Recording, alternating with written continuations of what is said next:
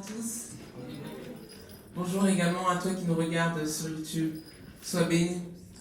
On va simplement élever encore la voix et proclamer que notre Dieu est bon. Il est bon. Donc, quel que soit ce que tu traverses, rappelle-toi que Jésus est bon. Il est bon en tout temps, en toutes circonstances. Seigneur, encore merci pour ta bonté. Merci encore pour ta fidélité. Merci parce que tu nous as conduits jusqu'ici. Merci parce que tout au long de cette semaine, comme l'a dit ton serviteur, tu étais avec nous. Et si nous sommes encore là ce matin, si nous pouvons suivre ce culte, si nous pouvons assister, être présents pour te rendre ce culte, c'est parce que tu nous as renouvelé le souffle de vie. Et pour cela, nous voulons déclarer encore ta bonté et ta fidélité. Sois encore élevé, sois encore glorifié, Père, au nom puissant de Jésus-Christ, ton Fils. Amen. Donc, sois libre de chanter, de taper des mains, de crier pour le roi des rois, parce qu'il est bon. Est-ce que tu crois qu'il est bon? Okay. Est-ce que tu peux dire Dieu est bon? Dieu est bon. Dieu est bon. Amen.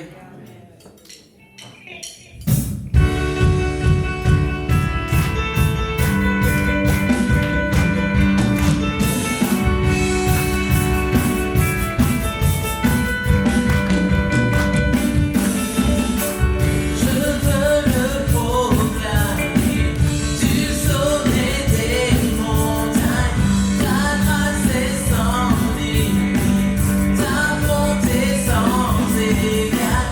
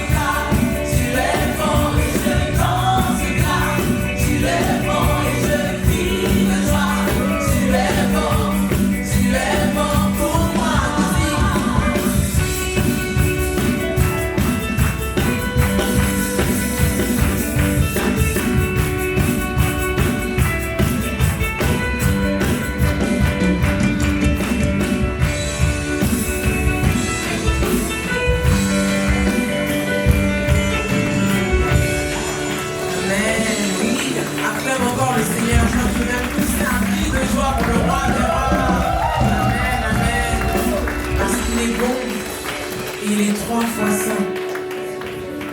Alors que nous sommes ici, les anges l'acclament. Les anges, les 24 vierges jettent leur couronne à ses pieds et disent Saint, Saint, Saint est l'Éternel. Désormais, toute la terre est pleine de sa gloire. Nous allons encore proclamer ensemble qu'il est saint, le Dieu 3 fois saint. C'est lui que nous sommes venus adorer, c'est lui que nous sommes venus élever en ce matin. Donc n'hésite pas encore à élever ta voix pour simplement adorer le roi des rois.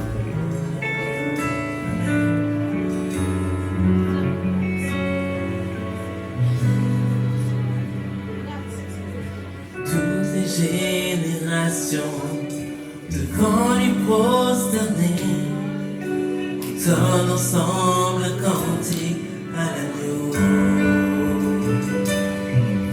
Ceux qui nous ont précédés et ceux qui nous suivront entendront ce cantique à l'agneau. Ton nom est le plus grand, ton nom est tout puissant, ton nom est au-dessus de tout. Puissance, puissance, autorité, royaume et dignité, ton nom est au-dessus de tout. Ton nom est le plus grand, ton nom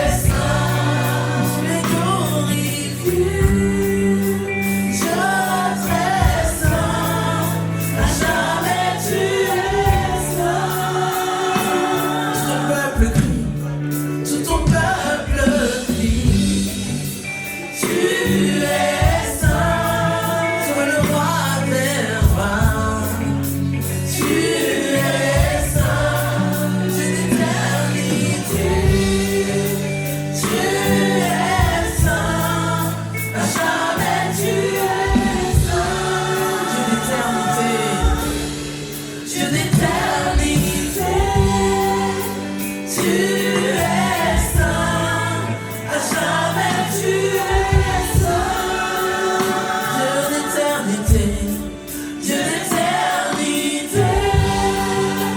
Tu es saint, à jamais tu es saint. Est-ce que tu vas acclamer le roi des rois, le saint des saints, le Seigneur des seigneurs, celui qui est élevé, celui qui est digne d'acclamer. Acclame encore le roi des rois de Jésus.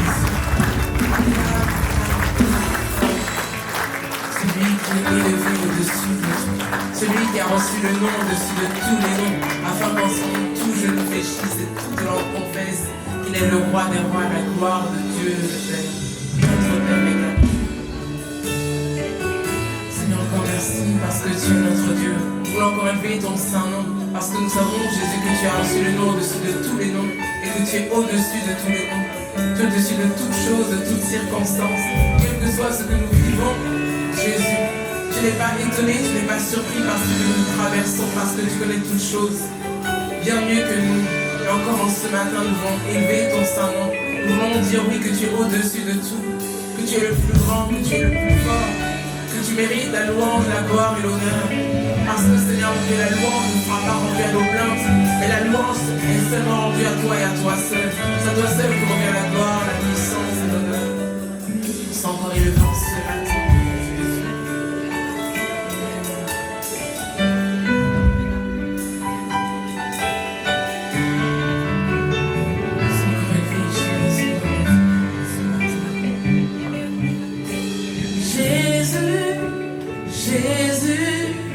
Jésus,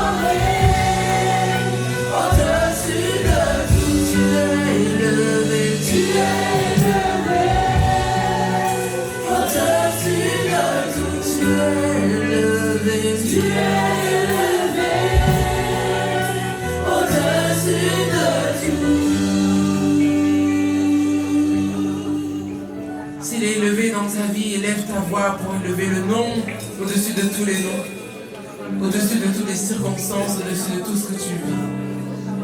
Parce que celui qui est le roi des rois, c'est Jésus. Il est couronné. Il est présent parmi nous. Il va encore te dire, je suis là pour toi, mon enfant. Je suis là pour te fortifier, je suis là pour te consoler. Je suis là pour te dire que je t'aime.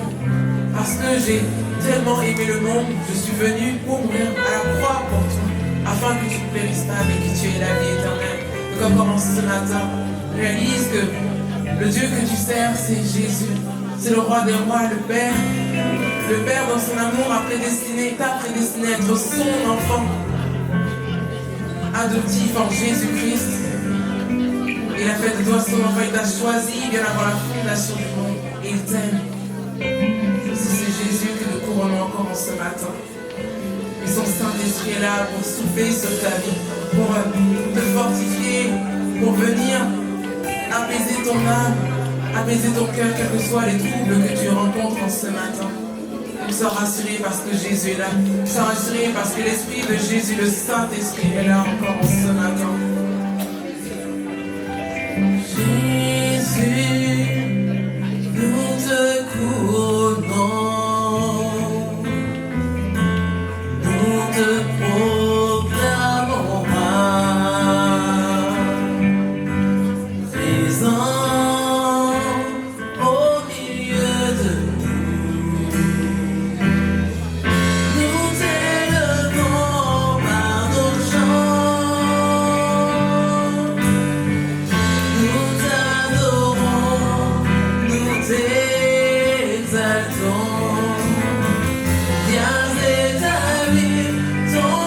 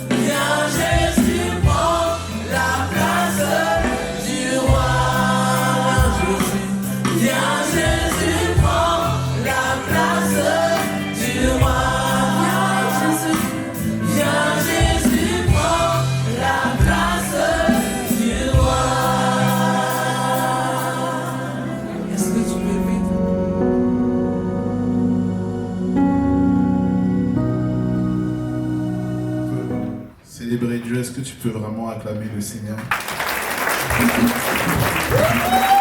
peux vraiment acclamer le Seigneur? Est-ce que tu peux célébrer le roi des rois, le Seigneur des seigneurs? Est-ce que tu peux lever la main simplement dire Seigneur, merci pour ta grâce, merci pour ta bonté, merci pour ta fidélité, merci pour ton amour, merci parce que tu m'as gardé encore tout au long de cette semaine, tu m'as gardé tout au long de cette nuit, tu m'as permis d'être ici encore pour te louer, t'adorer et t'offrir un culte qui te soit agréable. Merci pour ta grâce, merci pour tes bienfaits. Chaque jour est un jour de plus sur la terre des vivants que tu nous accordes.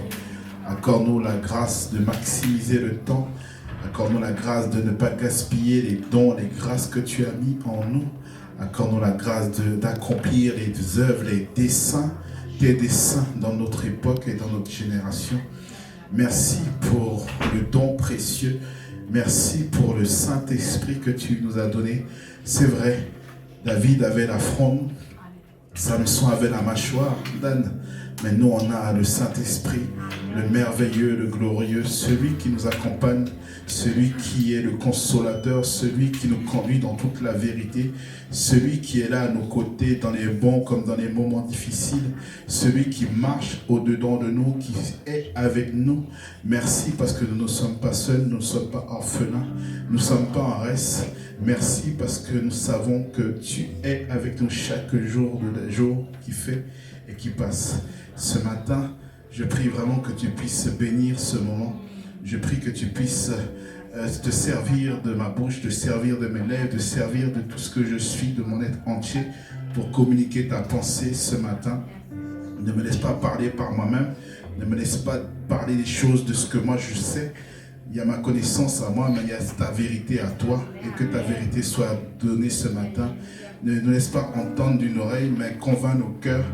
Ne nous laisse pas, Seigneur, partir de ce lieu sans t'avoir rencontré, sans avoir été touché par toi. Quelqu'un attend une parole de toi. Un corps a besoin d'être guéri ce matin. Une âme a besoin d'être restaurée. Un esprit a besoin d'être relevé. Fais ce que tu as besoin de faire ce matin. Nous croyons par ta grâce que ce que tu as décidé de faire, tu le feras. Au nom de ton Fils Jésus, nous t'avons ainsi prié avec action de grâce. Amen, amen, amen, amen et amen. Comment allez-vous, Église? Salue ton voisin à côté, dis-lui si tu as pas eu le temps de le voir. Dis-lui, est-ce que tu es en train de rentrer dans ta destinée? Est-ce que tu es en train de rentrer dans ta destinée? Non, pas moi, regarde pas moi, regarde ton voisin de gauche, ton voisin de droite. Pose-lui la question, est-ce que tu es en train de rentrer dans ta destinée? On dirait ton voisin de gauche t'écoute pas. Hein? En fait, c'est parce qu'il dit, bah, je t'ai pas vu de la semaine, c'est pour ça. Hein? Demande-lui, est-ce que tu es en train de rentrer vraiment dans les desseins de Dieu te concernant? On est ensemble? On est ensemble ou pas? Et allons-y.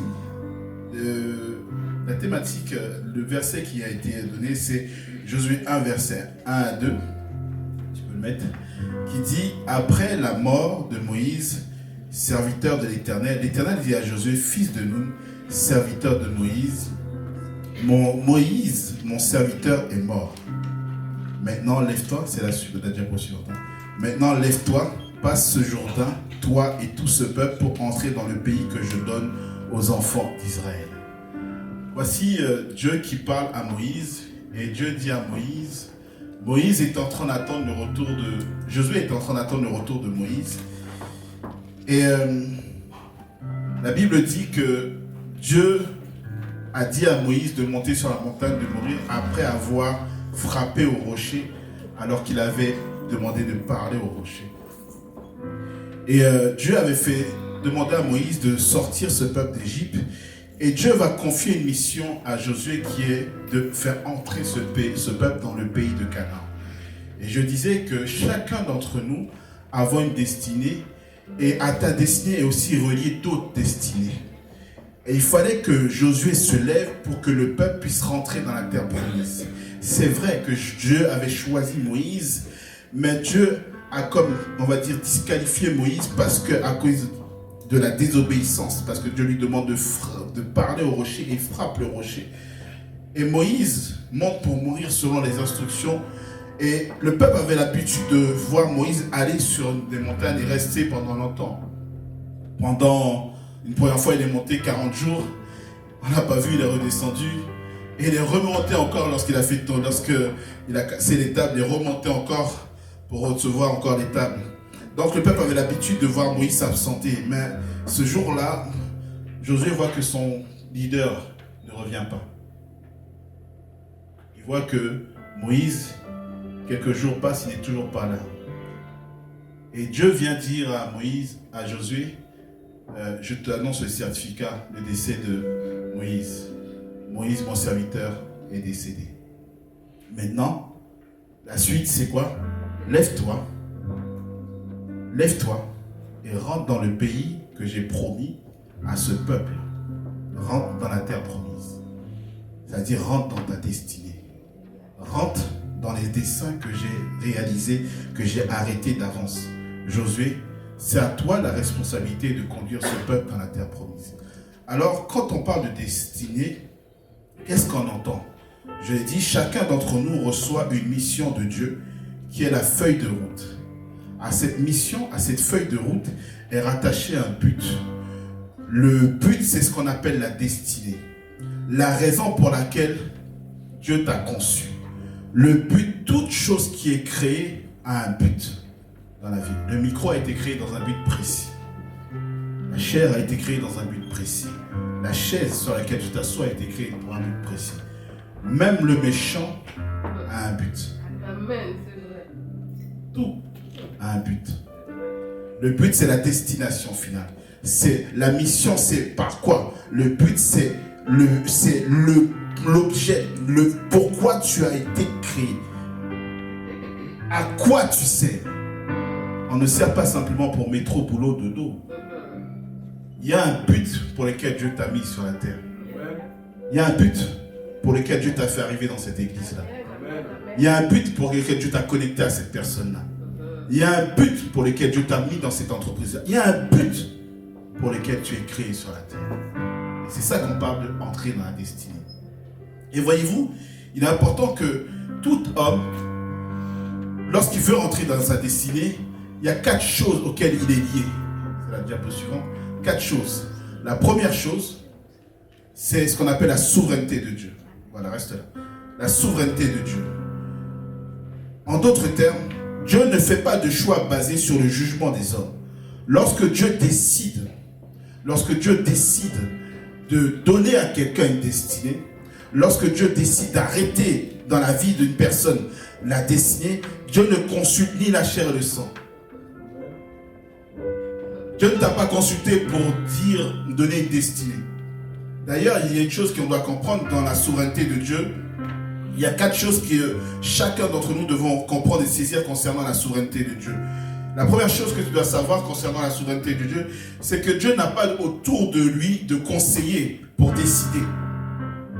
Il y a un verset dans la Bible qui dit qui a été son conseiller. Qui a conseillé Dieu de créer la terre? Est-ce que tu étais là? Qui a donné l'instruction à Dieu de créer Adam? Quelle chambre s'est réunie et ensemble ils ont décidé et ils ont pris cette décision-là? La deuxième chose que tu dois savoir au niveau de la souveraineté de Dieu, c'est que Dieu a ses propres critères quand il prend des décisions. Ces critères ne sont pas tes critères à toi. Non, les critères de Dieu ne sont pas mes critères, ne sont pas tes critères. Toi, tu as des critères, des standards élevés. Dieu regarde la faiblesse pour choisir quelqu'un. Les critères de Dieu ne sont pas nos critères, mes amis, dans la souveraineté de Dieu. Quand Dieu décide de choisir quelqu'un, il a sa propre liste de critères. Et c'est selon ces critères-là qu'il décide. Il dit, j'ai aimé Jacob et j'ai haï Ésaü. Mais attends, ils n'ont encore rien fait. Mais comment tu sais que tu aimes Jacob et tu hais Ésaü? Pourquoi? Parce que la troisième chose que tu dois savoir, c'est que Dieu voit quelque chose que toi, tu ne vois pas. Amen. Dieu a des informations dans le temps que tu n'as pas. Toi, tu as l'instant présent. Toi, tu as le moment T. Aujourd'hui, là, tu sais ce qui se passe en ce moment. Mais tu ne sais pas dans 10 secondes ce qui va se passer. Tu ne sais pas qu'un jour peut enfanter, dit la Bible.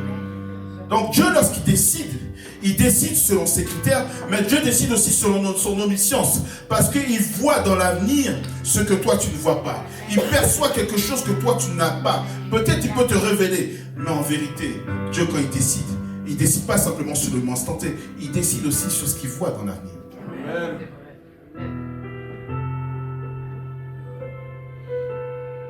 La quatrième chose, c'est que tu dois savoir au niveau de la souveraineté de Dieu, c'est que quelles que soient les décisions que Dieu va prendre concernant ta vie, ces décisions sont toujours justes. Tu peux ne pas être d'accord avec ces décisions, mais ces décisions sont toujours justes. Amen. Alors, lorsqu'on parle de destinée, la première chose, il faut comprendre ce qu'on appelle la souveraineté de Dieu. La deuxième chose qui est liée, c'est que chacun d'entre nous, tu peux avancer, nous avons ce qu'on appelle une mission propre. Ma mission est différente de la mission de ce jeune homme-là. Comment tu t'appelles? Oui, Witzer. Il a une mission spécifique que Dieu lui a donnée. Et moi, Dieu m'a donné une mission spécifique. Peut-être dans le courant de sa mission, on va se rejoindre. Mais à chacun, Dieu a mis un couloir. Et chacun doit avancer dans son couloir, dans sa destinée. Bien sûr, les destinées sont liées entre elles. Tu vois, parce que pour que ce peuple soit libéré, il fallait que Esther devienne reine.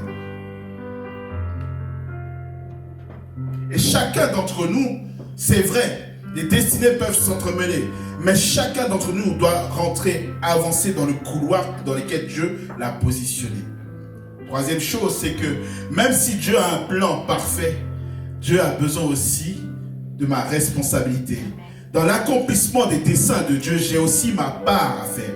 J'ai aussi ma part à faire. J'ai aussi ma responsabilité dans le plan divin de Dieu. Amen. Tout ne repose pas que sur Dieu. Amen. Amen. Tout ne repose pas que sur Dieu. Dans les desseins de Dieu, tu as aussi ta responsabilité, mon ami. J'ai aussi ma part de responsabilité. C'est moi qui dois obéir quand Dieu parle. J'ai aussi ma part de responsabilité. Pour que les desseins de Dieu puissent s'accomplir, j'ai aussi ma part à faire dans les desseins de Dieu. La quatrième chose, c'est que il faut comprendre que quand Dieu parle lundi, ça ne veut pas dire que mardi c'est réalisé. Quand Dieu parle lundi, ça veut dire que ça peut se réaliser dans 1 an, dans 2 ans, dans 3 ans. Il faut ajouter dans le dessein ce qu'on appelle la notion du temps, ce qu'on appelle le processus de l'accomplissement. Il y a un temps pour toute chose, y compris pour que tu rentres dans ta destinée, et y compris pour que Dieu te fasse apparaître ta destinée. Il y a un temps où Dieu t'appelle, et puis il y a un temps où on voit l'accomplissement de l'appel. C'est ce qu'on appelle processus. Nous, on veut que Dieu parle aujourd'hui, et puis demain ça se réalise. Non, il y a un temps. Quand Dieu a montré le rêve à Joseph, il s'est écoulé 13 années entre le rêve que Joseph a fait et l'accomplissement de ce rêve-là. 13 ans. Et dans ces 13 ans, il est passé par ce qu'on appelle la case prison. Il est passé par la case du puits. Il est passé par le rejet. Il est passé par la maison de Potiphar. Il est passé par plein de choses avant que l'accomplissement. Dieu lui a... Tu sais, Dieu peut te montrer la finalité, mais il ne te montre pas le parcours. Parce qu'en vérité, si Dieu te montre le parcours, tu vas dire, ah, Seigneur, choisis quelqu'un d'autre. Dieu peut te montrer la finalité, mais il ne te montre pas le parcours par lequel tu as passé. Tout ça fait partie du processus de l'accomplissement. Est-ce qu'on est ensemble? Alors, pourquoi est-ce qu'il est important? Pourquoi Dieu veut que toi et moi nous puissions rentrer dans notre destinée? Qui veut rentrer dans sa destinée? Amen. Il y a quelques mains, il y a la main du pasteur des Cantes, la main du pasteur Omer, la main des Chantes. Qui veut rentrer dans sa destinée? Jeune homme, est-ce que tu veux rentrer dans ta destinée? Qui veut accomplir ce pourquoi Dieu l'a créé? Tu sais, il n'y a pas meilleure chose. Quelqu'un a dit ceci. Il y a 2 choses dans la vie. Une des choses, c'est lorsque tu réalises pourquoi ton cœur bat, pourquoi tu as été créé. La plupart des jalousies naissent parce que les gens ne savent pas ce qu'ils sont. Ils ne savent pas ce à quoi ils sont appelés. Alors on jalouse l'autre, on cherche à ressembler à l'autre, mais tu es unique dans ton genre. Tu as des capacités uniques dans ton genre. Tu as un appel unique dans ton genre.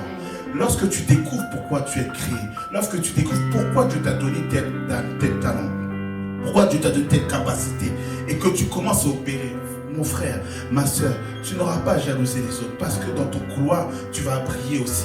Le fait que tu brilles n'empêchera pas l'autre de briller, mais chacun brille dans son couloir, et chacun sera au service des autres. Et voyez-vous, c'est que lorsque Dieu veut qu'on accomplisse ses desseins, c'est premièrement parce que le temps nous est compté. Dieu a un agenda et Satan aussi a un agenda. Dieu a un agenda qui va accomplir sur la terre à travers toi. Le but de Dieu, c'est que toute la terre puisse connaître, puisse voir qui est Dieu, puisse entendre parler de ce Dieu. Il dit toute la terre sera remplie de ma gloire. Mais comment la terre sera remplie de la gloire de Dieu comment entendront-ils si personne ne parle en fait, si personne n'annonce? Dieu veut se révéler, Dieu est visible. La seule manière que Dieu peut se montrer, c'est lorsqu'il agit à travers ta vie. Lorsque, tu sais, le but de Dieu, écoutez-moi les amis, quand Dieu t'expose, c'est pas pour toi. Amen. Amen. Quand Dieu t'expose, c'est pas pour toi. En vérité, lorsque Dieu a dit à Joseph, tu vas devenir roi, tu vas devenir premier ministre, le but, c'était pas pour Joseph.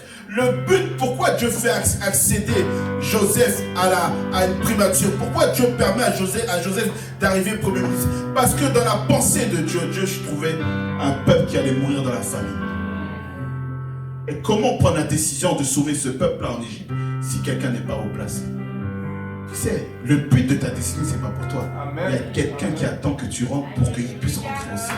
Toi, tu penses que c'est pour toi. Dieu ne t'élève pas pour toi. Tu vas bénéficier des grâces qui sont liées à la position. Mais Dieu ne t'élève pas. Écoute-moi, aucun investisseur n'investit et on vient donner la gloire à la chose qu'il a investie.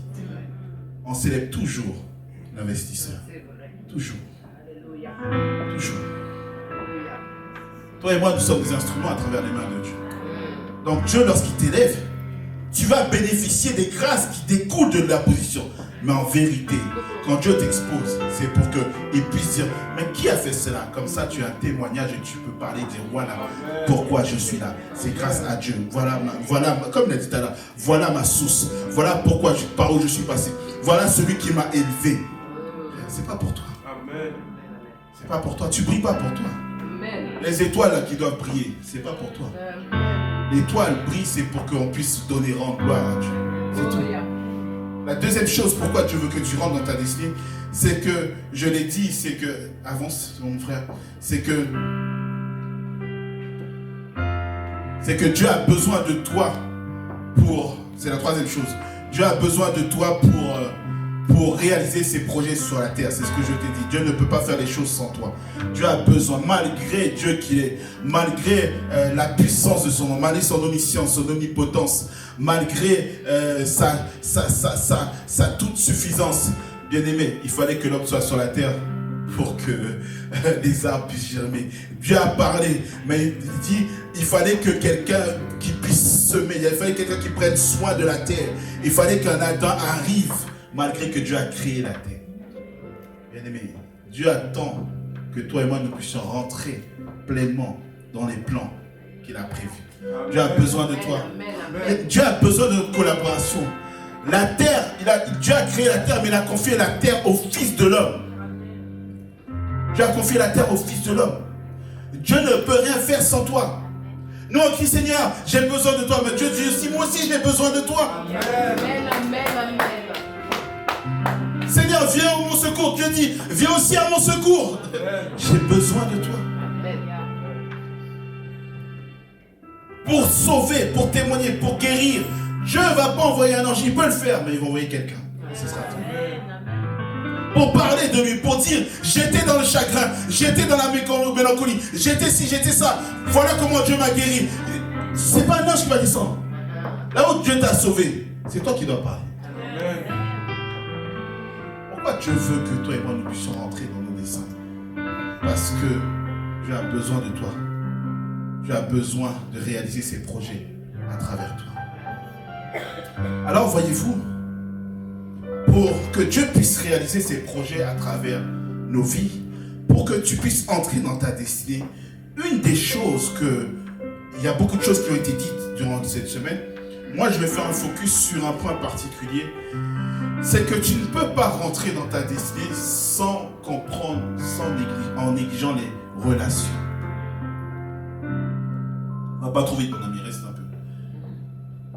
Les relations sont importantes. Tu ne peux pas rentrer dans ta destinée sans les relations. Quand Dieu te visite, il va passer par un homme. Satan, quand il voudra te faire du mal, il passera par un homme. Toute entité spirituelle, pour agir sur la terre, a besoin d'un être humain.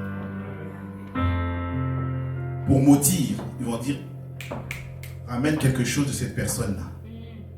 Présente-la, pour qu'on puisse parler dessus.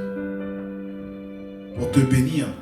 Parfois, la prière, l'exaucement de nos prières, c'est même pas parfois, souvent, l'exaucement de tes prières passera par une personne. Amen. Amen.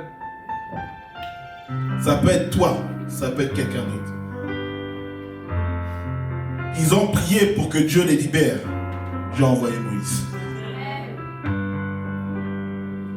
Parfois, on ne comprend pas que les exaucements, les réponses de Dieu viennent de la main des hommes. Voilà pourquoi, pour entrer dans ta destinée, ne néglige pas les relations. Amen. Les relations sont importantes dans la vie. Et il faut prendre soin des relations. Pourquoi les relations? Les relations désignent un lien, un rapport ou une interaction entre deux ou plusieurs éléments. Les relations impliquent un échange, une influence mutuelle. Dans une relation, on s'influence. Dans une relation, lorsque la relation elle est vraie, on s'influence l'un et l'autre. Je te donne, tu me donnes. On s'apprend l'un et l'autre. Dans une relation, elle peut être formelle, elle peut être informelle, elle peut être positive, négative, elle peut être profonde ou superficielle. Bien aimé, on a des relations qui sont superficielles. Bonjour, ça va? Ça s'arrête.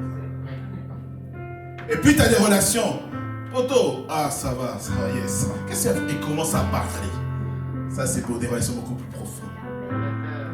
Il y a des relations, il y a des gens au bureau, c'est juste bonjour. Et puis tu as la collègue là, ta collègue là. Elle, vous mangez ensemble. Vous racontez. Elle est même déjà venue manger chez toi. Et toi tu es déjà parti chez elle. Tu vois? Il y a des relations qui sont superficielles et puis il y a des relations qui sont beaucoup plus profondes. Pourquoi les relations sont importantes? La première chose, c'est que les relations révèlent notre humanité. Les relations nous font grandir. Je bénis Dieu d'avoir eu dans ma vie des personnes qui m'ont aidé à grandir. Tant émotionnellement, tant spirituellement, tant intellectuellement. Et dans tes relations, quelqu'un qui t'aide à grandir intellectuellement. La prière a sa place, mais aussi dans le cerveau, mon ami. Amen. Amen. Amen. Et dans tes relations, des gens qui t'apportent, qui te challenge, qui t'aident à augmenter ta valeur, à augmenter tes connaissances. Et ce genre de relations dans ta vie. Les relations sont des canaux de bénédiction parce que Dieu passe à travers les hommes pour te bénir. Dieu passera à travers toi pour bénir un frère, pour bénir une sœur. Peut-être Dieu l'a déjà fait et le fera encore. Quand Dieu veut bénir quelqu'un, il passe à travers les hommes. Quand Satan veut détruire une vie, il passe à travers les hommes.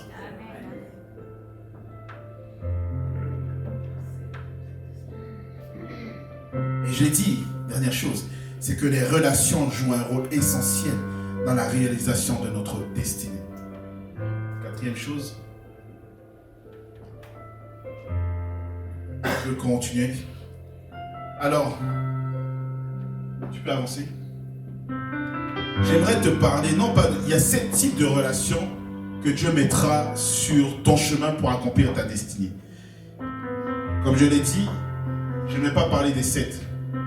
Parce que c'est un message c'est une série que j'ai pris le temps d'expliquer tout au long de cette année. Et pour te dire, je n'ai même pas fini encore cette série.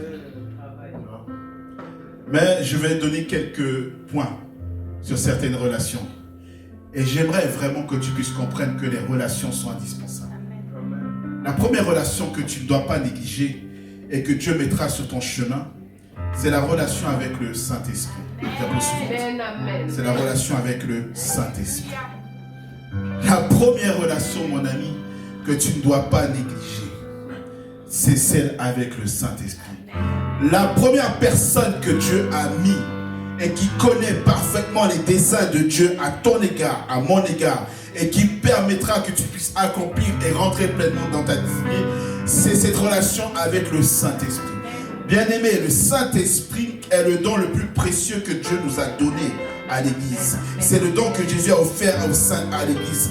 Le Saint-Esprit n'est pas une colombe. Le Saint-Esprit n'est pas un vent. Le Saint-Esprit n'est pas un feu. Il y a ces différentes manifestations, mais le Saint-Esprit n'est pas une colombe. Le Saint-Esprit a des émotions. Le Saint-Esprit, tu peux l'attrister. Le Saint-Esprit, tu peux le rendre joyeux. Le Saint-Esprit, tu peux... il n'est pas dans l'excès. Le Saint-Esprit, quand il te parle avec douceur. Le Saint-Esprit est rempli d'amour, rempli de douceur. Le Saint-Esprit sait tout. Le Saint-Esprit voit tout. Le Saint-Esprit entend tout. Il est le gage de notre héritage. Et pour te montrer que Dieu est tellement sérieux dans cette affaire, il t'a donné un gage. Il dit, je suis tellement sérieux dans ce que je dis là, dans ce que je fais, je vous laisse un gage. Ce gage, c'est le Saint-Esprit. Le gage de ton héritage. Le Saint-Esprit a la capacité de sonder toutes choses. Le Saint-Esprit sonde toutes choses. Bien aimé, si la Bible dit que le Saint-Esprit sonde les profondeurs de Dieu. Dieu n'a pas de limite dans ses profondeurs. Mais le Saint-Esprit est capable d'aller dans les profondeurs de Dieu, dans les pensées de Dieu, de ramener Dieu. Le Saint-Esprit est capable d'aller dans les profondeurs de Dieu. Personne que toi, jeune fille, connaît mieux ce qu'il y a dans tes pensées que ton esprit. Et tu vois, le Saint-Esprit, c'est tout. Il sait. Tu sais, il y a des moments où, dans tes prières, parfois c'est des soupirs. Parfois c'est des gémissements. Parfois il n'y a pas de parole. Parfois c'est juste des soupirs. Ah, Seigneur. Et tu ne sais pas, il n'y a pas de mots qui sortent. La Bible dit ces soupirs-là. Il décode. Et puis il amène ça auprès du Père. Il dit voilà ce qu'il veut dire par là. Le Saint-Esprit sait toutes choses. Sont toutes choses. Il n'y a rien dans ton cœur que le Saint-Esprit ne peut pas savoir. N'essaie pas de lui cacher. C'est parce qu'il sait que parfois tu l'attristes. Il voit. Ce que tu essaies de cacher au pasteur, cache. Nous, on n'a pas. Sauf Dieu, si Dieu nous montre. Mais frère, le Saint-Esprit, tu vas cacher quoi? Tu vas lui cacher quoi? Il sait. Tu veux entrer dans ta destinée, ne néglige pas la relation avec le Saint-Esprit. Parce que le Saint-Esprit nous aide dans nos faiblesses. Je l'ai dit, lorsqu'on ne sait pas prier. Il dit, ce même esprit qui nourrit notre espérance nous soutient. Il nous prend en charge avec nos faiblesses et nous aide dans nos limitations présentes. Il vient à notre secours quand nous prions. De nous-mêmes, nous ne connaissons guère nos droits et nos devoirs en nous approchant de Dieu. Bien-aimé, tu ne connais pas tes droits, tu ne connais pas tes devoirs. Lui, il sait. Il sait. Il dit, nous ne savons pas prier efficacement, c'est-à-dire prier avec des résultats. Oh, combien de prières nous avons fait. Pas de résultats. Il y a quelque chose, dit Jésus me dit toujours, qui m'interpelle, il dit, Seigneur, je te prie, parce que tu m'exauces toujours. C'est-à-dire que tout ce que Jésus a fait en tant que fils de l'homme, il l'a fait, il l'a réussi avec l'aide du Saint-Esprit. Bien aimé, si Jésus l'a fait, nous pouvons le faire aussi. Amen. Le Saint-Esprit nous aide dans nos faiblesses. Amen. Troisième chose, le Saint-Esprit et Dieu parlent le même langage. Ils parlent le même langage. Dieu et le Saint-Esprit parlent le même langage.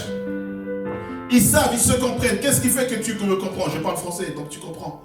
Si je parlais turc, tu n'aurais pas compris. Mais tu vois, le Saint-Esprit et Dieu parlent le même langage. Quatrième chose, c'est que le Saint-Esprit et Dieu poursuivent le même but.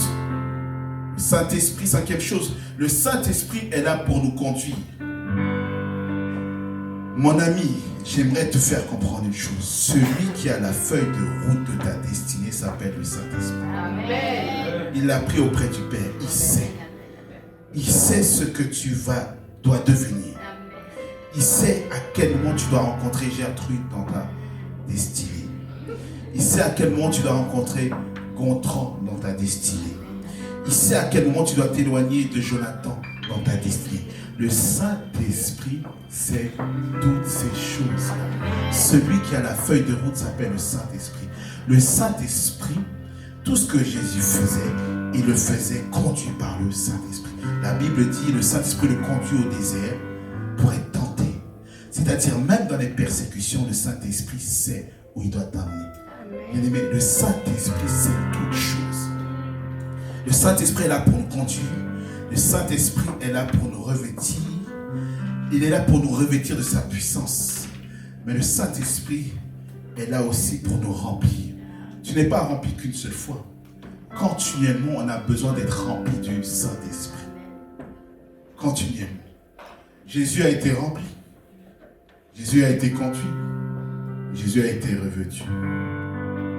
Rempli, conduit et revêtu. Et toi et moi, nous devons être conduits par le Saint-Esprit. Nous devons être remplis du Saint-Esprit. Et nous devons être revêtus par le Saint-Esprit. La deuxième relation que tu ne dois pas négliger, c'est la relation avec la parole de Dieu. Aïe, on a ça à dire aïe.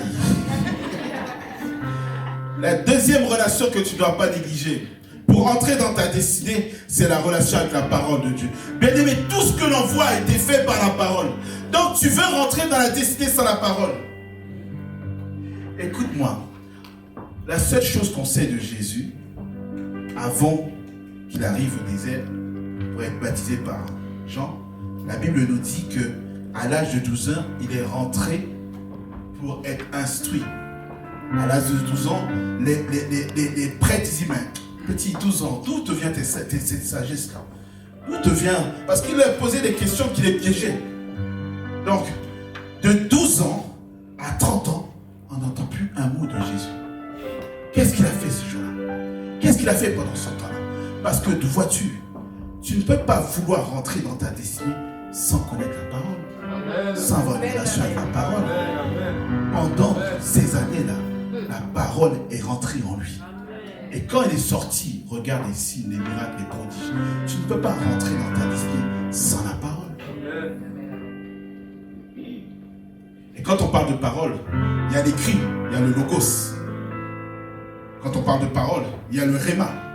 Le réma, c'est la parole que tu reçois dans la situation. C'est la parole qu'il te faut en fonction de la situation dans laquelle tu es. Au premier culte, j'expliquais que Pierre avait péché toute la nuit.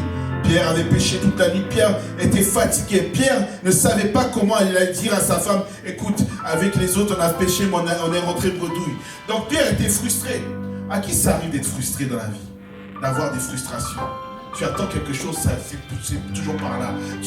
Et puis, Pierre, tu étais investi. Tu as fait beaucoup d'efforts pour peu de résultats. Beaucoup d'efforts pour peu de résultats. Beaucoup d'efforts. Tu as transpiré. Tu as révisé. Tu as tourné terre et ciel pour obtenir ce poste. Et peu de résultats. Et puis, Pierre voit ce jeune rabbin arriver. Et Pierre voit, restez concentrés sur moi, les amis. Pierre voit ce jeune rabbin arriver. Et ce jeune rabbin lui demande, faites-moi ta barque. Je dois enseigner. Pierre dit, de toute façon, j'ai passé toute la nuit, j'ai rien trouvé. Prends-la. Et Pierre était là, il écoutait. Et comme Dieu n'est débiteur de personne, Jésus dit à Pierre, Pierre, tu sais, il y a une frustration à l'intérieur de toi. Mais Pierre, avance en eau profonde et puis jette le filet. Pierre dit, écoute, toi ton domaine c'est le rabbinat. Toi c'est les Écritures. Toi ton domaine c'est enseigner. Moi mon domaine c'est la mer. Je sais où il faut aller en mer pour avoir les poissons. Et puis, avancer en eau profonde, les poissons ne viendront pas. Et Pierre dit, on en écoutant tes paroles là, j'ai compris que tu n'es pas un rabbi comme tous les autres rabbis. Il y a quelque chose de spécial en toi. Je vais obéir à l'instruction que tu m'as donnée. C'est ça le réma. Il dit sur ta parole. Le mot ici grec c'est réma. Sur ce que tu viens de dire, je jetterai le filet. Et quand il a jeté le filet, il a eu beaucoup plus que ce qu'il devait, qu'il voulait. Dieu n'est débiteur de personne. Le réma, c'est la parole que tu as besoin. Je disais que le réma, parfois, on croit que c'est toujours une parole que Dieu donne à l'église. Le réma, ça peut être cet inconverti là, ce païen là. Lui, Dieu, c'est pas son problème. Il est même dans les choses bizarres. Il est dans les choses, mais tu sais que lui là, ça fait partie de tes amis. Mais lui, quand tu parles de Dieu, il dit, mais toi et ton Dieu, laisse tomber. Mais ce jour-là, tu pries et tu dis, Seigneur, parle-moi. Donne-moi une parole. Et dans le flot de la conversation, tu expliques quelque chose, tu parles avec cet ami inconverti qui ne connaît pas Dieu. Et puis, il te sort une réponse biblique. Il te sort une réponse, en fait, avec une sagesse de Dieu. Tu te dis, mais toi-même, tu regardes, tu dis, qu'est-ce qu'il y a? Il y a quelque chose qui ne va pas. Comment ça peut sortir de toi? C'est un réma que Dieu vient de te donner à travers un inconverti. Le réma n'est pas souvent une parole que Dieu donne du haut de la chair. Parfois, je disais ce premier culte, ça peut être cet enfant dans la famille qui te fuit. Tu vas voir le cousin ou la cousine qui a un enfant, tu ne le vois pas. Et puis quand il te voit arriver, il n'aime pas trop ta tête. Il n'aime pas voir ta tête. Mais tu as passé une semaine difficile, tu es dans un moment compliqué. Et puis ce jour-là, tu arrives dans la famille. Ce petit qui d'habitude, qui d'ordinaire te fuyait, ce jour-là, il t'accueille avec les bras ouverts. Tout ce que tu avais besoin, c'était d'un câlin. Tout ce que tu avais besoin, c'était une consolation. Et ce petit-là vient te donner ce que tu as besoin parce que tu as demandé à Dieu. Tu ne m'aimes pas, j'ai l'impression que tu ne m'aimes pas, j'ai l'impression que tu m'as oublié, j'ai l'impression. Et puis ce jour-là, son étreinte vient te dire, tu vois, et t'entends pendant qu'il t'éteint, il est en train de te serrer dans ses bras, cet enfant. T'entends l'esprit qui te dit, tu vois, tu m'as dit que je t'aimais pas. Regarde, à travers cet enfant, je te montre que je t'aime. Ça, c'est un réma. Tu vois, le réma n'est pas toujours donné du haut de la chair. Dieu a ouvert la bouche d'un âne pour parler à un prophète. Donc Dieu peut utiliser qui il veut. La troisième chose de la dimension de la parole, c'est la prophétie. La prophétie vient pour exhorter. La prophétie vient pour édifier. La prophétie vient aussi pour annoncer des choses. Mais vois-tu, lorsque tu as reçu une prophétie, il y a 4 choses que tu dois faire. La première chose que tu dois faire, c'est examiner la prophétie. Examine la prophétie qui t'a été donnée.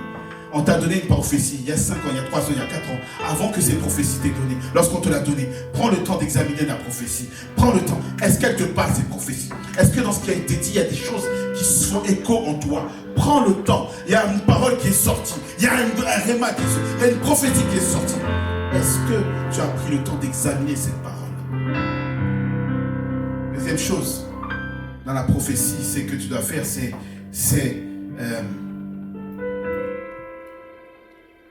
écrire la prophétie. Écris-la. Arrête de compter sur ta mémoire. Écris la prophétie. Il y a des prophéties que j'ai chez moi de 2006, de 2004. Des prophéties que j'ai. Troisième chose, repasse-la sur ton cœur, cette prophétie. Quatrième chose, prie pour que ce que tu as reçu puisse s'accomplir. C'est pas parce que Dieu a parlé, c'est pas parce que tu as une prophétie que ça va se réaliser. Joseph a reçu une prophétie. Ses frères se sont levés pour que cette prophétie ne s'accomplisse pas. Joseph a reçu une prophétie. La femme de Potiphar s'est levée pour que cette prophétie ne s'accomplisse pas. Bien aimé, ce n'est pas parce que Dieu a parlé lundi que ce qu'il a dit va s'arriver mardi. Il faut que toi tu pries, il faut que tu ploies les genoux pour que ce que Dieu a dit puisse se réaliser dans ta vie. Une prophétie, c'est un potentiel. Tant que tu n'as pas prié pour que ce potentiel se réalise, ça reste toujours une prophétie.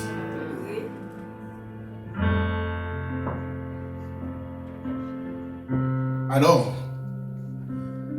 troisième personne avec qui tu dois ne pas négliger, c'est les autorités qui sont instituées par Dieu sur notre destinée. Les autorités qui sont instituées par Dieu sur notre destinée. Dieu a placé des autorités qui font partie de ta destinée. Parmi elles, rapidement, vous avez les différents types d'autorités. Parmi elles, vous avez Dieu qui est la première source d'autorité. Avance mon ami, tu peux avancer. Voilà. vous avez Dieu, qui est la première source d'autorité. La deuxième source d'autorité, vous avez les autorités parentales ou les tuteurs. Les parents, ou à défaut les tuteurs, représentent la première forme d'autorité dans la vie d'un individu. C'est à travers les parents que, bien aimé, les parents, nous avons une grande responsabilité dans l'avenir, dans les destinées de nos enfants. Amen. Non, vous parents, nous parents, nous avons une grande responsabilité dans l'avenir et la destinée de nos enfants. La première autorité que les enfants ont, ce ne sont pas les professeurs, c'est nous parents. Les premiers qui doivent montrer l'exemple, c'est nous parents. Les premiers qui doivent apprendre aux enfants la justice, c'est nous parents. Les premiers qui doivent apprendre à respecter les autorités, c'est nous parents. Nous parents, nous avons une responsabilité dans la destinée de nos enfants. Il n'y a pas de parents parfaits. Toi-même, quand tu deviendras parent, tu ne seras pas parfait. Parce qu'il y a des choses qu'on apprend dans les livres, et puis il y a des choses que tu apprends sur le terrain. Il y a 2 diplômes qu'on te donne avant de passer les examens, c'est être le mariage et être parent. Parent, ça se découvre. Le premier enfant, tu testes certaines choses. Tu es tellement en alerte. Le premier cri, ah, tu vas à l'hôpital, comme moi. On a fait au moins, je ne sais pas combien d'hôpitaux avec ma première fille. Ils nous connaissaient par cœur. Deuxième, ça va. Troisième, tu vois bébé, tu dis, bon, ça va, il a rien, on avance. Et donc, parce qu'on apprend.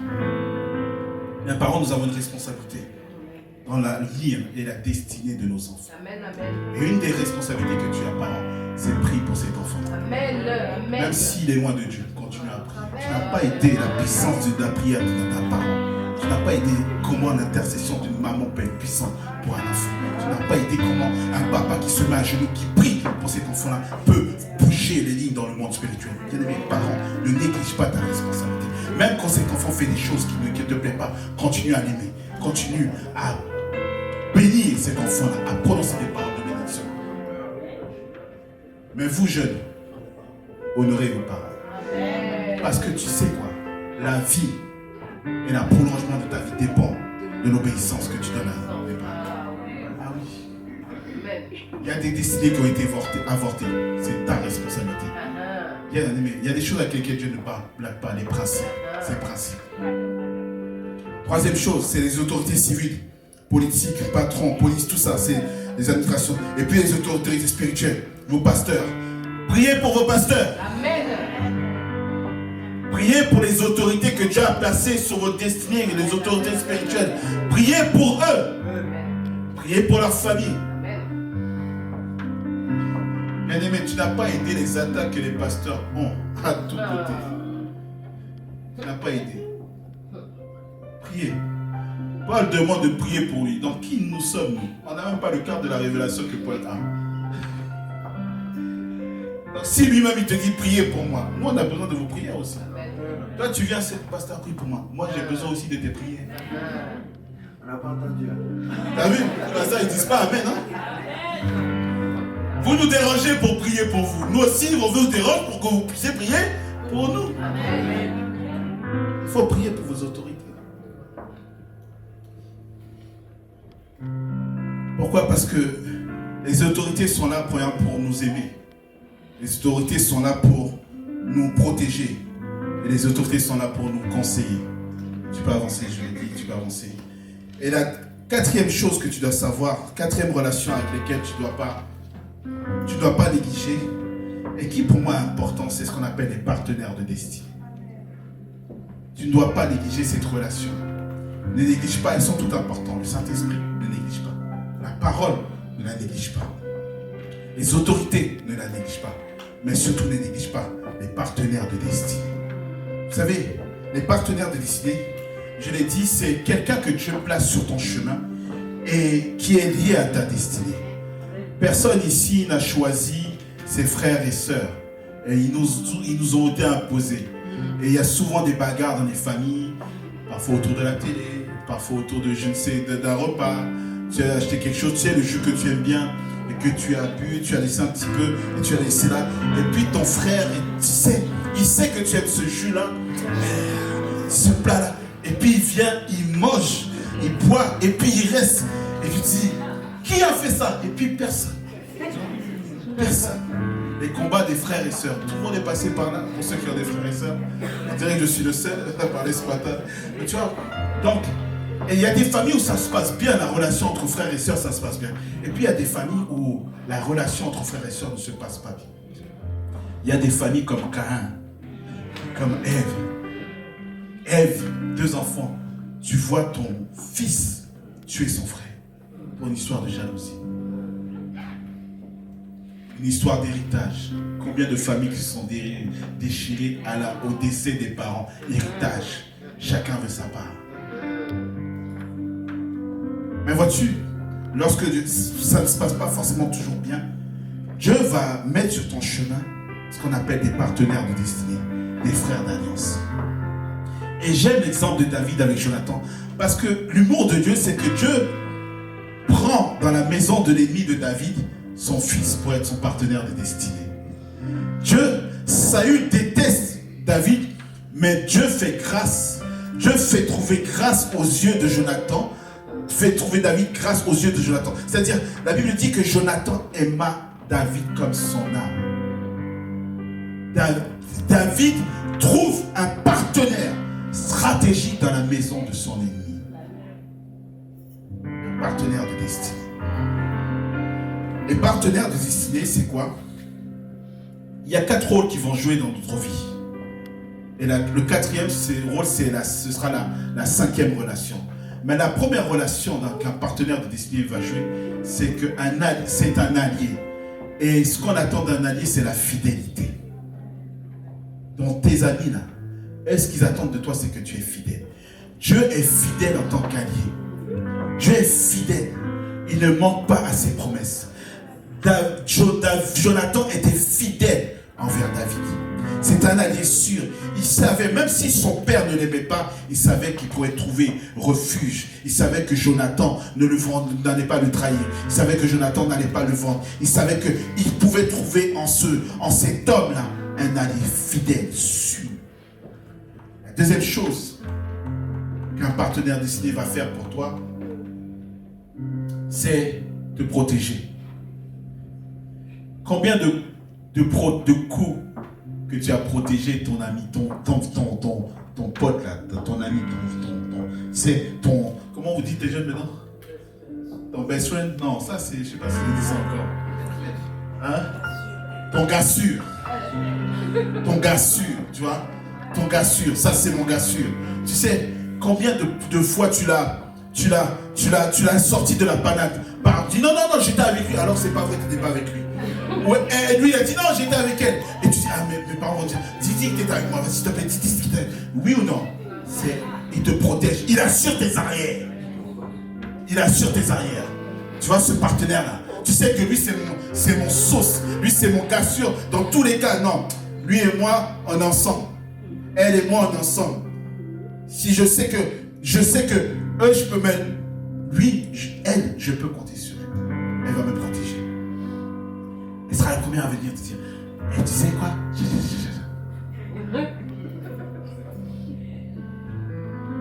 La troisième chose qu'un partenaire fait, c'est que tu peux mettre, c'est un allié qui croit en toi. Bienvenue, nous tous ici avons besoin de personnes qui peuvent croire en nous. Amen. Parfois, tu ne trouveras pas cet appui-là dans la famille. Parfois, tes propres parents ne vont pas croire en toi. Parfois, même tes propres pasteurs ne croiront pas en toi. Parfois, même tes propres leaders ne croiront pas en toi. Mais tu vois, un allié, c'est quelqu'un qui croit en toi. Il voit en toi des capacités que même toi, tu ne vois pas. Il voit en toi des talents que toi-même, tu ne vois pas. Et puis, il t'aide, il te soutient, il te dit, on y va. Il croit que dans ce projet-là, toi, tu as parlé de ce projet-là à d'autres. Eux, ils disent, oh, bon, peut-être ça va se faire. Mais lui, il dit, ah, je suis empressé. C'est comme si ce projet aussi, c'est son projet à lui. Et il se démêle. Il fait tout pour que ce projet puisse se réaliser. Un vrai allié n'est pas jaloux des grâces que tu as. Un vrai allié n'est pas jaloux des faveurs que Dieu t'accorde. Un vrai allié est content quand tu réussis. Un vrai allié pleure quand tu n'as pas avancé. Un vrai allié est là à tes côtés pour que dans les bons comme dans les mauvais moments, c'est lui cet allié-là. Il croit en toi. Les frères de Jésus ne croyaient pas en lui. Les frères de Joseph ne croyaient pas en lui.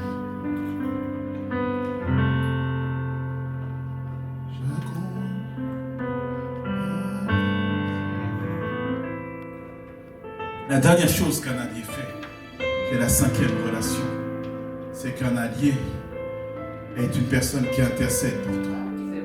C'est ce qu'on appelle les intercesseurs de la destinée. Parmi tous les amis que tu dois avoir, parmi toutes les relations que tu dois avoir, est dans ta relation un intercesseur de la destinée. Est dans ta relation quelqu'un qui est là, qui dans le secret prie pour toi. Tu sais, la première chose qu'un intercesseur de la destinée, c'est que cette personne va porter ton nom au trône de la grâce. Bien-aimé, parfois cette personne ne te dira pas qu'elle est en train de prier pour toi. Parfois cette personne ne te dira pas qu'elle est en train de prendre quelques jours de jeûne pour toi. Parfois elle ne te dira pas, tu dois exposer le cas. Elle a écouté, elle n'a rien dit, mais elle se retire dans sa chambre et commence à prier. Seigneur, ta grâce, étends ta main sur la vie de ma copine, étends la main sur la vie de mon ami. Seigneur, tu vois ses projets. Elle est là, elle est en train de prier dans le secret. Tu ne sais pas, elle te dira ou elle ne te dira pas, mais elle porte ton nom devant le trône de Dieu. Deuxième chose, c'est que, deuxième chose, concernant les intercesseurs, c'est que un intercesseur se tient à la brèche pour toi quand tu es faible. Nous tous, il nous arrive de passer par des moments difficiles. Nous tous, on n'est pas toujours au top niveau, c'est pas vrai. Il y a des moments hauts, il y a des moments bas. Il y a des moments, il y a des plaines et puis il y a des vallées. Il y a des moments où on a l'impression que je n'arriverai pas à sortir de mon lit. Mais tu sais, lorsque cette personne te dit juste une parole, juste sa présence, parfois elle n'a pas besoin de parler, mais sa présence à tes côtés te fortifie. Cette personne-là, lorsque elle se tient à la brèche pour toi, lorsque tu es faible, lorsque tu n'as plus envie, tu n'as plus goût à rien, tu as envie de tout abandonner, cette personne te dit non, on est ensemble, on va s'en sortir, tu vas t'en sortir, tu en as vu d'autres, j'étais avec toi, tu vas en avoir d'autres, on va s'en sortir.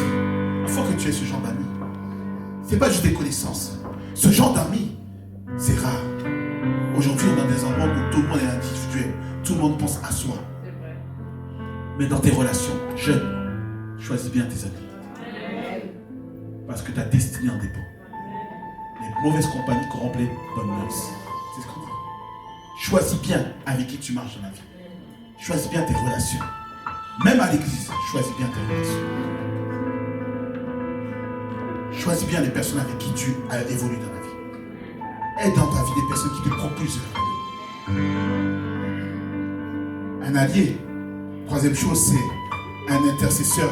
La prière d'un allié peut changer la bataille. Josué est dans la vallée en train de combattre Amalek. Josué est en train de combattre Amalek. Tu sais, toi tu penses que c'est toi qui réussis. Non, il y a quelqu'un derrière le rideau qui est là dans le lieu secret. Il y a quelqu'un derrière le rideau qui est là en train de ployer les genoux. Il y a quelqu'un qui prie pour toi. Toi, tu ne sais pas. Josué, tu penses que la victoire, c'est grâce à toi. Non, Josué, il y a un Moïse qui est là, assis, qui est là debout, en train de lever les mains et qui intercède pour que tu aies la victoire, Moïse, Josué. C'est Moïse qui est sur la montagne. Tu es en train de combattre dans la vallée. Tu es en train d'avancer dans ce projet. Il y a des embûches, mais quelqu'un derrière toi dans les coulisses et qui est là, debout, en train d'intercéder, qui lève la main et qui, même malgré l'intercession, commence à fatiguer. Il commence à s'asseoir. Seigneur, je t'en supplie. Et continue à prier jusqu'à ce que tu aies gain de cause. Est ce genre de personne dans ta destinée. Est ce genre de personne. Est ce genre de personne. Dernière chose d'un allié, c'est qu'un allié pleure pour toi. Un allié est quelqu'un qui pleure pour toi. Bien aimé, savez-vous que nous avons 2 intercesseurs pour nous? Est-ce que tu sais qu'on a 2 intercesseurs qui intercèdent tout le temps en notre faveur? Est-ce que tu sais que tu as 2 alliés puissants? Un qui est sur la terre et un autre qui est dans les cieux. Est-ce que tu sais que le Saint-Esprit intercède pour nous en ta faveur? Est-ce que tu sais que Christ intercède pour toi en ta faveur? Bien-aimé, tu n'as pas idée la puissance qu'il y a dans ce qu'on appelle l'intercession. Alors j'aimerais finir en te posant 2 questions. La première question, c'est celle-ci. C'est qui porte vraiment ton nom devant le trône? Dans la liste de tous tes amis, là, dans ceux avec qui tu fais les 400 coups. Parmi eux, qui porte ton nom devant le trône? Hein? Qui porte ton nom devant le trône? Parmi eux, parmi elles, qui est dans le lieu secret en train de parler de toi, porter ton nom devant le trône de grâce? Deuxième question que j'aimerais te poser, c'est celle-ci. Pour qui te tiens-tu devant Dieu en tant qu'intercesseur? S'il y a quelqu'un qui porte ton nom devant le trône, et toi, tu portes le nom de qui devant le trône? Pour qui es-tu un intercesseur? Pour qui pries-tu? Parmi les amis, là, celle que tu veux voir sauvée, est-ce que tu pries pour elle? Est-ce que tu pries pour lui? Est-ce que tu pries pour elle? Pour qui tu bois le genou dans la prière pour que Dieu puisse le rencontrer? Pour qui es-tu un intercesseur?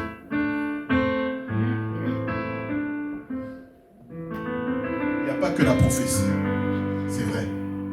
Il y a une prophétie. Ça peut rentrer dans ta destinée. Mais pour entrer dans ta destinée, Dieu va se passer par des relations. Le Saint-Esprit est une relation. La parole est une relation. Les autorités ne les négligent pas. Une autorité peut te ouvrir une porte, comme peut te fermer une porte. Et puis il y a les intercesseurs de la destinée, les alliés. Hey, il y a d'autres, mais j'ai parlé que de ceux-là. Ceux-là, ne les néglige pas. Ne néglige pas. Choisis bien les personnes avec qui tu marches. Mets-toi d'accord pour que ces personnes t'accompagnent. Il y a des personnes dans la vie qui monteront dans le train de ta destinée. Pour un moment, elles vont t'accompagner. Elles vont descendre, d'autres vont monter. Elles vont t'accompagner jusqu'à un certain chemin. Et puis il y en a qui sont avec toi du début jusqu'à la fin. Ça, ce sont les alliés de la destinée. Est-ce qu'on peut se lever? J'invite à couper des mains et que même pour ça, pour le roi des rois, parce qu'il a sauvé par sa grâce. Je vais voir ce matin.